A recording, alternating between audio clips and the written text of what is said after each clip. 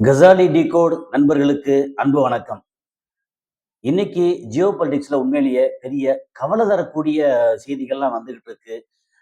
அடுத்தடுத்து என்ன நடக்க போகுமோ அப்படின்னு உலகமே உண்மையிலேயே ஒரு மாதிரி டெரரா, ஒருவேளை மூன்றாம் உலகப் போர் ஆரம்பிச்சிருமோ அப்படின்ற ஒரு பயத்தோட இருக்கு. ஸோ இதை பத்தின கொஞ்சம் டீட்டெயிலாம் பேச போறோம். நான் கசாலி டிகோட்ஸ். வழக்கம் போல உங்களுடைய ஆதரவு, like button, hype button, bell button மூணையும் கிளிக் பண்ணி சப்ஸ்கிரைப் செய்து நண்பர்களுக்கு பகிர்ந்து ஆதரவு தாருங்கள். சரி, இப்போ ரொம்ப முக்கியமா என்ன பேசுறோம்னா, ஆஹ் இங்க ஈரான் ஒரு 2 நாளைக்கு முன்னாடி இந்த மாதிரி ப்ரீஎம்ப்டிவ் ஸ்ட்ரைக் மாதிரி தாக்குனாங்க இல்லையா? அது உண்மையிலேயே பெரிய தாக்குதல். ஒரு பக்கம் இங்க குவைத்துல, ஜோர்டான்ல, வழக்கம் போல கத்தார், பஹ்ரைன்ல, சவுதி அரேபியா அப்படின்னு ஒரு ரவுண்டு தாக்குனாங்க. இதை யாருமே எதிர்பார்க்கல. ஸோ இப்பேற்பட்ட ஒரு தாக்குதல் ஈரான் செய்தா அப்படின்னு எல்லாரும் கொஞ்சம் அசந்து போனாங்க. ஸோ அந்த மாதிரி ஒரு சூழல்ல அஹ், இப்போ என்னன்னா, இது யுஎஸ் அமெரிக்கா என்ன பண்ண போறாங்க அப்படின்னு பார்த்துட்டு இருக்கும்போது, கரெக்டா ஒரு கிரிமினல் அதிபர், யாரு, நம்ம நெத்தன்யாகு அங்க அமெரிக்கா விசிட் பண்றாரு. அங்க விசிட் பண்ணி தனிப்பட்ட முறையில ரெண்டு பேரும் ட்ரம்ப்பும் இவரும் நெத்தன்யாகு பேசுறாங்க. அப்படி பேசும்போது என்னத்த பேசுனாங்க, என்னத்த காமிச்சான்னு தெரியாது.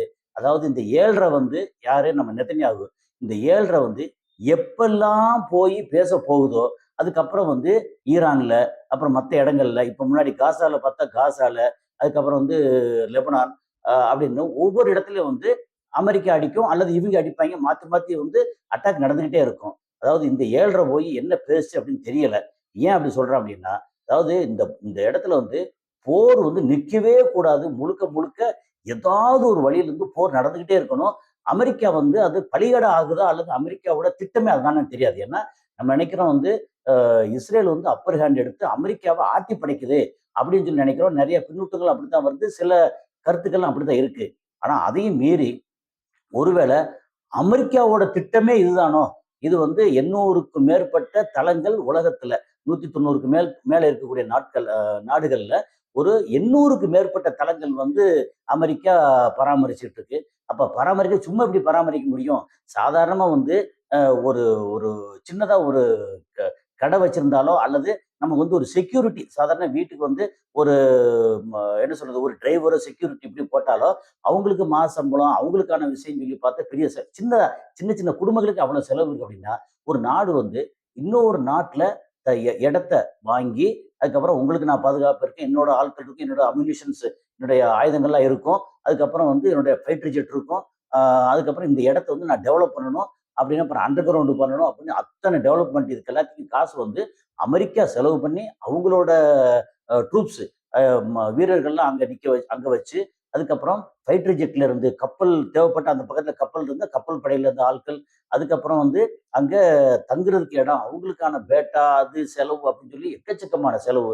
என்ன சொல்றாங்க அப்படின்னா, இந்த இதுல மட்டும் மிடில் ஈஸ்ட் இருக்கு இல்லையா, மத்திய கிழக்குல எப்படின்னா அரபு நாடுகள்ல இருந்து, அப்புறம் அரபு நாடுகள், அதுக்கப்புறம் ஈராக்கு, அந்த மாதிரி நாடுகள் 27 இடங்கள்ல தளங்கள் இருக்கு இல்லையா. இந்த தளங்கள் டெவலப் பண்ணி மெயின்டைன் பண்றதுக்கு மட்டும் இதுவரை $7 ட்ரில்லியன் அமெரிக்கா செலவு பண்ணிருக்குன்னு சொல்றாங்க. 7 ட்ரில்லியன் கிட்டத்தட்ட 700 லட்சம் கோடி செலவு பண்ணியிருக்கதா சொல்றாங்க. ஸோ இப்போ இதுல மாறி மாறி ஏதாவது அடிச்சு அமெரிக்கா தன்னை நிரூபிக்கக்கூடிய சூழல் இருக்கு. காரணம் அமெரிக்காவோட டாலர் பயங்கரமா வீழ்ச்சி அடைஞ்சிருக்கு. அதை அமெரிக்காவோட ரிசர்வ் பேங்க் அது இப்போ டிக்ளேர் பண்ணியிருக்காங்க. சொல்ல ரொம்ப ஸ்டீப் டிக்ளைன் சொல்லி அது சொல்லியிருக்காங்க. ஸோ இதுல பயங்கரமான அடி. அந்த அடியில என்னென்ன மாதிரி அடிபட்டணும், ஒரு செய்தியா நமக்கு கிடைச்ச தகவலை வச்சு ஒவ்வொரு செய்தியா வாசிச்சிருவோம். வாசிச்சுட்டு ஒரு சம்மரைஸ் பண்ணுவோம். நம்பர் 1 இங்க ஸ்டேட் ஆஃப் ஹார்மோஸுக்கு ஒரு 2 ஆயில் டேங்கர்ஸ் உள்ள வருது. அமெரிக்காவோட சப்போர்ட்டோட, அவங்களுடைய சப்போர்ட்னா எப்படி, அவங்களுடைய ஆயுதம் தாங்கிய வார்ஷிப்போட வருது. வந்தா இவங்க ஐஆர்ஜிசியோட எச்சரிக்கை, அடிக்கிறதுக்கான எச்சரிக்கை வந்த உடனே அந்த ஆயில் டேங்கர் ஐயோ எதுக்குப்பா வம்புன்னு அப்படியே திரும்பி போயிருச்சு அப்படிங்கிறது ஒரு தகவல். அதே நேரத்துல 20க்கும் மேற்பட்ட கப்பல் ஈரான்ல இருந்து கிளம்பி ஹர்மோஸ் வழி வெளியே போறது. அமெரிக்காவோட பிளாக்கெட் இருக்கு வெளியில. அவங்களோட எச்சரிக்கையை கேட்டு பயந்து போய் ஈரானோட 20 கப்பலுக்கு பக்கம் வந்து திருப்பி போயிருக்கு அப்படிங்கிறது தான் முக்கியமான செய்தி. இவங்க வெளியில இருந்து வந்த கப்பல் 2, அதாவது வெள்ளோட்டம் வர மாதிரி 2 கப்பல் அனுப்புவோம், அடிக்கிறான்னு என்னன்னு பார்ப்போம். அடிக்க போறேன்னு ஐஆர்ஜி சொன்னான்னா சரி ஓகே அடுத்த கட்டம் என்ன. அப்புறம் அவங்க வந்து டெய்லி வந்து 15, 16, 20, 25 அப்படின்னு அவங்க கப்பல் வந்து ஆயில் கப்பல் அப்புறம் கமர்ஷியல் கப்பல்லாம் ஹர்மோஸ் வழியே அவங்க வந்து ராஜா மாதிரி நட போட்டிருக்காங்க இல்லையா, அதை வந்து இன்னைக்கு அமெரிக்கா அவங்களோட பிளாக்கேடை வச்சு திருப்பி அனுப்பிச்சிட்டாங்க அப்படிங்கிறது. அப்ப நீ திருப்பி அனுப்பிச்சு நானும் திருப்பி அனுப்ப, இது வந்து உனக்கும் வேலை வேலை செய்யுது எனக்கு வேலை செய்யாது அப்படின்ற மாதிரி அமெரிக்கா வந்து அங்க வந்து நிக்குது. சரி, அதுக்கப்புறம் வந்து ஈரான் என்ன பண்ணியிருக்காங்க, இவங்களோட சைனாவோட ரொம்ப பெரிய அளவுக்கு டீல் பண்ணியிருக்காங்க. சைனா அண்ட் ரஷ்யா இதுல என்ன பண்ணியிருக்காங்க அப்படின்னா, SU-35 ஏர்கிராஃப்ட் இருக்கு இல்லையா, அந்த ஏர்கிராஃப்டை வந்து இப்போ வந்து ரஷ்யாவில் SU-35 வந்து ரொம்ப ஃபேமஸ். ஸோ அந்த ஏர்கிராஃப்டை வாங்குறதுக்கு எவ்வளவு முடியுமோ அவ்வளோ சீக்கிரம் வாங்குறதுக்கு ஆர்டர் கொடுத்து ஃபர்ஸ்ட் பேட்ச் வந்து அநேகமா 2027 மே ஜூன்ல வந்துடும் சொல்றாங்க. ஸோ அது என்ன 48 ஐட்டமா அல்லது 16-48 போடுறாங்க. அது எவ்வளவு வருது தெரியாது. அது வந்து இன்னும் அட்வான்ஸ்ல என்னன்னா 300+ R-37M, KH-38, KH-31 anti radar, anti ship missile இது எல்லாத்தையும் வந்து வாங்குறதுக்கு ஆர்டர் கொடுத்து அதுக்கான வேலைகள் வந்து ரொம்ப ஜரூரா நடந்துகிட்டு இருக்கு அப்படின்னு சொல்றாங்க. அதுக்கப்புறம் வந்து இப்போ வந்து ஏற்கனவே சொன்னோம், அமெரிக்காவோட ஹெவி அட்டாக் இந்த பக்கம் சவுத்து பக்கத்துல இருந்து நீங்க வந்து ஹர்மோஸ்ல ஆரம்பிச்சு கஷிம் ஐலாண்டு, கஷிம் ஐலாண்டுல வந்து ஒரு 3 பேர் செத்து போனாங்க, ஒரு குழந்தை 2 வயசு குழந்தையோட சேர்த்து செத்து போனாங்க. அதை வந்து ஃபார்ஸ் நியூஸ் வந்து சொல்லியிருக்காங்க அப்படிங்கிறது அடுத்த செய்தியில அடுத்த செய்தி ஒன்றா வருது.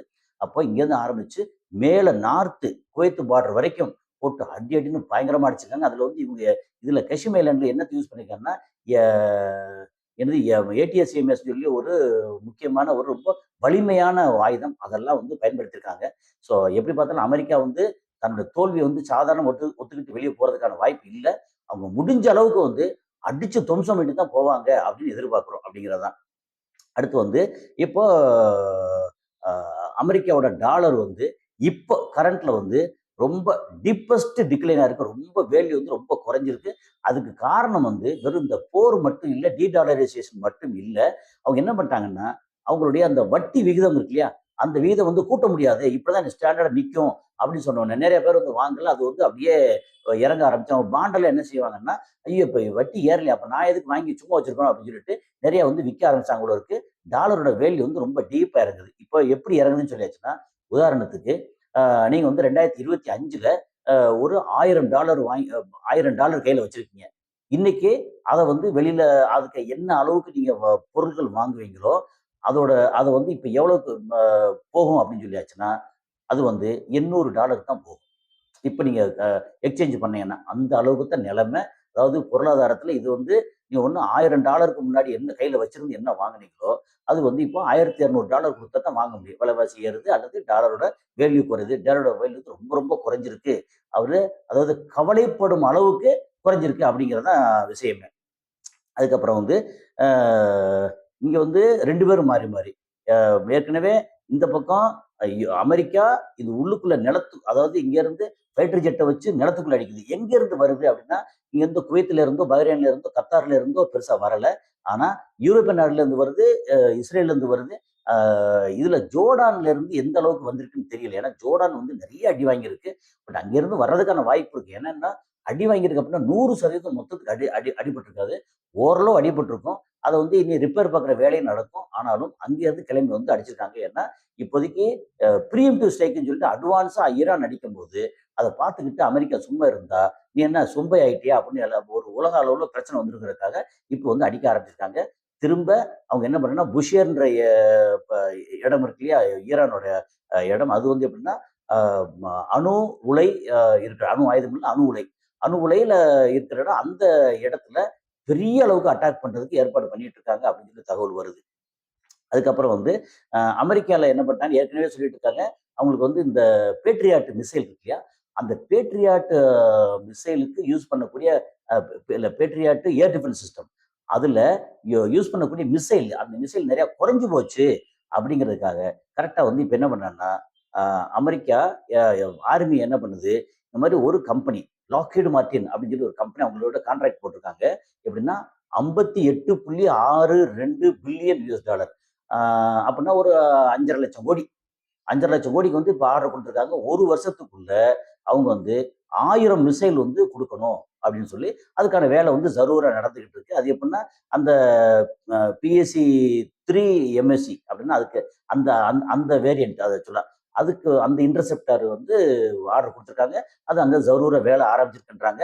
அப்போ 5,50,000 கோடி வந்து இப்போ அமெரிக்கா கொடுத்துருக்காங்கன்னா அதை வந்து இப்போ யுக்ரைனுக்கோ அல்லது அவங்களுடைய தளத்துல இருந்து இங்கே அடிக்கிறதுக்கோ அடிச்சாங்கன்னா அந்த அக்கௌண்ட்ல யாரோட கணக்குல போகும் அப்படின்னு தெரியல. ஓகே. அது எப்படி பார்த்தாலும் எங்கேயாவது வசூல் பண்ணி சவுதி அரேபியா, இஸ்ரேல்கிட்ட வசூல் பண்ண முடியாது. அவன் திருப்பி தலையில அடிச்சிருவான். இந்த மொத்த அரபு நாடுகள்ல இருந்து எப்ப உனக்காக தான் நான் வந்து சண்டை போட்டுட்டு இருந்தேன். எனக்கு இவ்வளவு காசை கொடு அப்படின்னு சொல்லி பில்லு போடுவாங்க. அப்படி பார்த்தீங்கன்னா வந்து ஏற்கனவே பேச்சுவார்த்தை நடத்தினேன். அதுக்காக வந்து எனக்கு செலவு இருக்கு அப்படின்னு இஸ்லாமாபாத் பாகிஸ்தான் அமெரிக்காவுக்கு வந்து 10 பில்லியன் யூஎஸ் $1,00,000 கோடிக்கு பில்லு போட்டாங்க பாருங்க.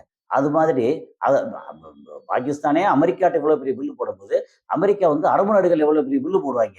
அதனால எல்லாம் இந்த இந்த செய்யற இதா இருக்கட்டும், ஒரு ஒரு அடியா இருக்கட்டும், இப்போ ஒரு மிசைல் போய் அடிக்கிறாங்கன்னா ஒரு $1,000,000 ஒரு $10,00,000 அப்படின்னு சொல்லியாச்சுன்னா என்னாச்சு ஒரு 10 கோடி ரூபாய்.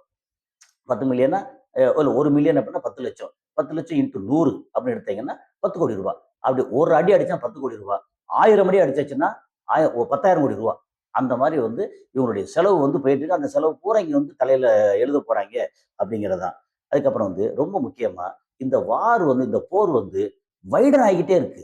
எப்படின்னா ஒரு ட்ரோன் வந்து மத்திய தரைக்கடல்ல இருக்கக்கூடிய இந்த எகிப்தோட துறைமுகத்துல போய் அடிச்சிருக்கு. அங்க வந்து ஆயில் டேங்கர்.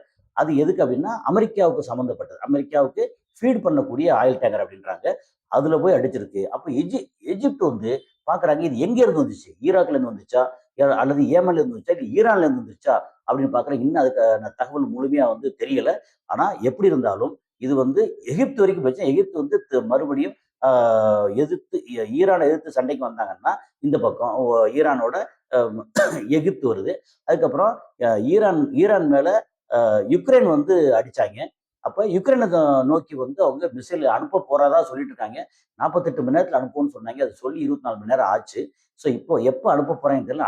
அப்படி வந்து யுக்ரைன் மேல அனுப்பிச்சாங்கன்னா யுக்ரைன் வந்து அவங்களுடைய ஃபைட்டர் ஜெட்டை வச்சு ஈரான் அடிச்சாங்கன்னா ஈரான் வந்து திரும்ப யுக்ரைன். அப்புறம் யுக்ரைன் வந்து எங்க இருந்து ரஷ்யால இருந்து அடி வாங்குவாங்க, ஈரான்ல இருந்து அடி வாங்குவாங்க. ஈரான்ல இருந்து இந்த பக்கம் அரபு நாடு, அதுக்கப்புறம் எகிப்து, ஒருவேளை அமெரிக்கா வந்து யூகே தளத்துல இருந்து போலந்து, யூகே இந்த மாதிரி சில நாடுகள்ல இருந்து பிரான்ஸ்ல இருந்தோ ஜெர்மன்ல இருந்தோ அங்கிருந்து கிளம்பி வந்து அடிச்சாங்கன்னா அந்த நாடுகளுக்கு மேல இவங்க மிசைல் அனுப்ப போறேன்னு சொல்றாங்க.